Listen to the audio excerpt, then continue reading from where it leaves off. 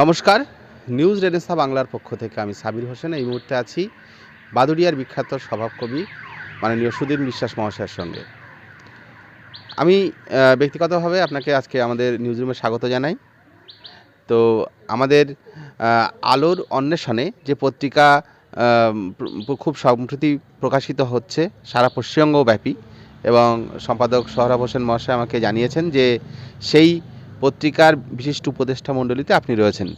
তো এই পত্রিকা সম্বন্ধে আপনার বক্তব্য এবং শুভেচ্ছা বার্তা কী আছে সেটা আমরা জানতে চাইছি। শুভেচ্ছা বার্তা বলতে কয়েকদিন আগেই শুনেছিলাম সোহরাব ভাইয়ের কাছে যে একটা পত্রিকা বার করবেন এবং এই নাম দিয়ে আর কি। তো শুভেচ্ছা অবশ্যই থাকবে, যত পত্রিকাই বার হোক বাদুড়িয়া বা এই অঞ্চল থেকে, তাতে তো আর কি স্বতঃস্ফূর্ত একটা শুভেচ্ছা তো থাকেই, যেন এই পত্রিকা দিনে দিনে সমৃদ্ধি লাভ করে এবং চারিদিকে ছড়িয়ে পড়ে। যত পত্রিকা বার হয় ততই ভালো, তবে আমরা ওই শুরু করি কিন্তু শেষ করতে পারি না, টিকিয়ে রাখতে পারি না। আমার অনেক পত্রিকা, যেরকম চেতনা পত্রিকা এর আগে আমাদের সৌরভ ভাই বার করেছিলেন, তা 30-32 বছর তো হবেই, তার বেশি ছাড়া কম না, কিন্তু আমরা ধরে রাখতে পারিনি।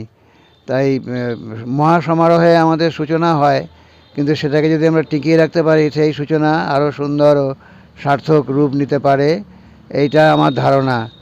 তো আমরা এর আগে অনেক পত্রিকা বার করেছি। তো আলোর অন্বেষণের ব্যাপারে আপনি কতটা আশাবাদী? আশাবাদী তো বটেই, শুনলাম আমাকে উপদেশটা করেছে।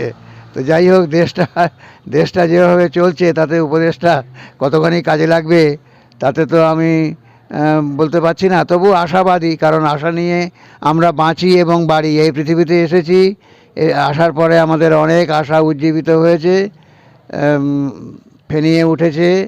যাই হোক, সেই আশা ফলবতী হবে এবং সকলের মধ্যে চারিয়ে যাবে। এই যে সাহিত্যের ভাব, এই ভাবটা সবার মধ্যে আসবে, আমি সেইটা বেশি করে আশা করি।